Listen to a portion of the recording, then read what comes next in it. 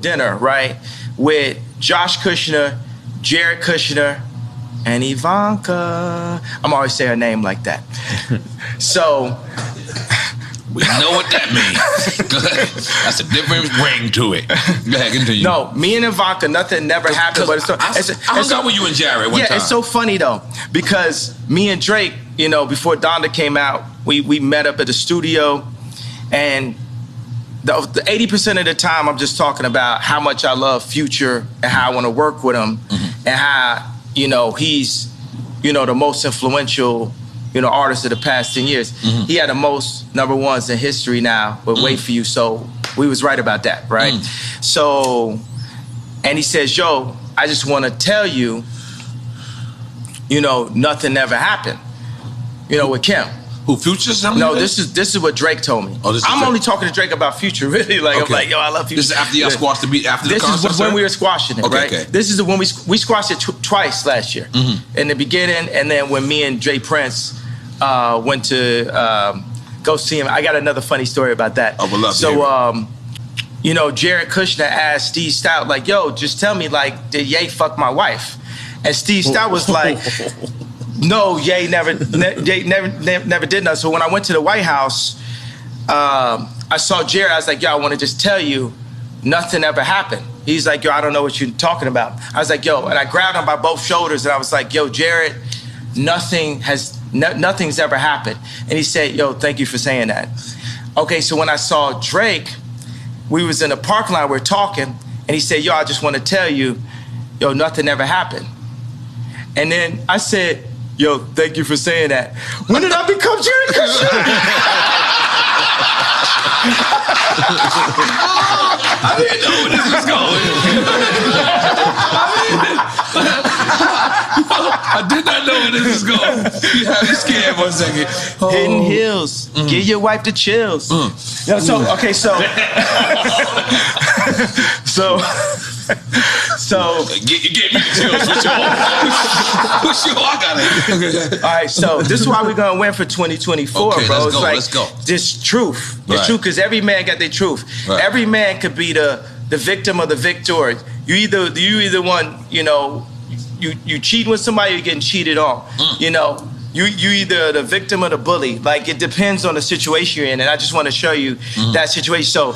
So we're going because the old man made a call for me and you said Drake. Old man, we're talking about Larry Hoover. Yeah, Larry Hoover. That's right. Made a call for me and Drake to squash things and to do this concert together. Just like Farrakhan said something to me and Puff just now about White Lives Matter and Black Lives Matter and about the misunderstandings that we're having out here, right? So, which is beautiful. So it's me, Jay Prince, G, it's Jazz Prince, it's his wife, and I got a girl with me.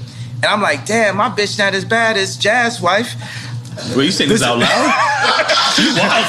I'm like, damn, she killer. No,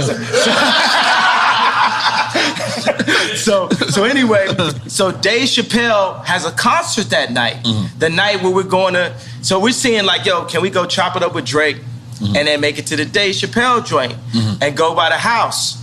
And then, so we're on the plane and we're like, well, where's Drake's house? In comparison, in distance to the concert, and I look up, I say, Google it. That's the whole thing. You could Google it. Remember that was the whole. Wait a second. I can set it up differently. Remember the whole thing was. Yeah, well, you gave Drake address. I gave his address. Yes. And my whole thing is you could Google the address, and everybody on the plane started laughing because you could Google the address. You know, it just looked like something on Instagram. You know what I'm saying? I was like, oh, got the address. And guess how I found it? I Googled it. That's crazy. Oh shit! Your house don't look the same on these Google Maps. So but how is that? So you actually go to his house to squash it? Yeah. You walk in the lion's den for lack of a better term because you're on his grounds, and then you at this time, at least I remember, this is Kanye Dolo. This is like Kanye's not rolling with no one. Or did you go with security at that time? Or no? Nah, I mean, Jay Prince is there. Okay, so, yeah. That's successful. Let's make some noise, Jay Prince. That's Jay Prince. Real nigga, what's up? Oh my God, I'm sorry, go ahead, continue. Libra, happy birthday. Oh shit, okay.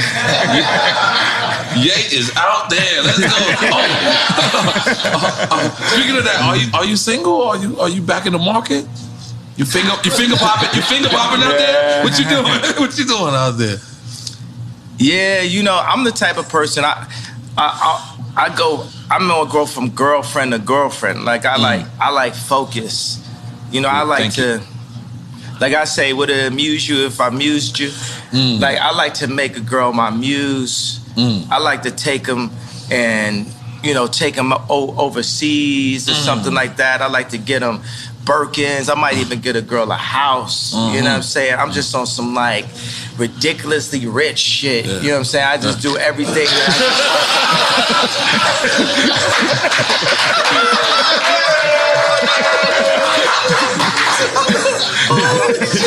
We went from one extreme to the other.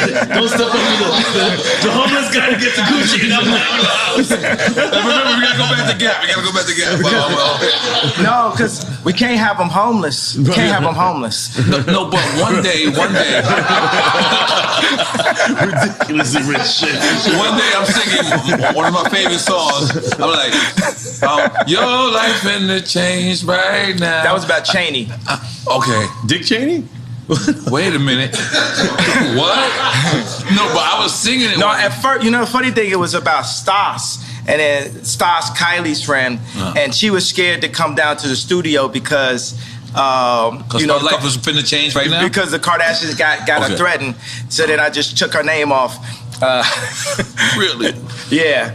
And then, but the thing, it's like a mix, because I could like a couple girls at one time, and I'll put that together in a verse. So some of the stuff is like specifically Cheney, and some of the stuff is more Stas. And then you know, at the end of the day, it's all gospel, right? So we could be inspired by what God made through the female's beauty, but at the end of the day, we got to give it all to God. So at the end of the song, it says, Stassi, baby, why you twerk so crazy? I want to be on an airplane, because it's a twerking video, she on the airplane. I played it for Trav, he started laughing. But then I switched, I said, Lord, take me where you want to take me. Too much drama lately, your life finna change right now. Your life finna change right now. Balenciaga for all your friends, Hermes for the arguments. Your life finna change right now. Okay. Well, it's that was not a lie. True. What he said about true. George Floyd was a lie. What Kanye West said about George Floyd dying of fentanyl and not the physical impact of the officer Derek Chauvin was just a bold-faced lie. And by the way, guys, you know, I'm not, this is not think champs. This is drink champs. You know what I'm saying? This is not political champs. This is drink champs. So we purposely don't bring up politics. We purposely don't bring up religion because of this. And I just, you know, I disagreed with Kanye. I felt like I should have said something a lot earlier. I didn't, because I didn't want him to walk out. I didn't want to have a Birdman moment. You know, so Nore, you know, people would say that, you know, we're talking to Nore from Drink Champs, of course, who just released the interview with Kanye. People would say, well, why do the interview at all, especially with all the hate speech that he's been spewing the last couple of days, and you know he's been. You had Fox News, you had Fox, you had. So Nore, he was talking to the Breakfast Club, and he said, "I disagree with Kanye. I feel like I should have said something a lot earlier. I didn't, because I didn't want him to walk out.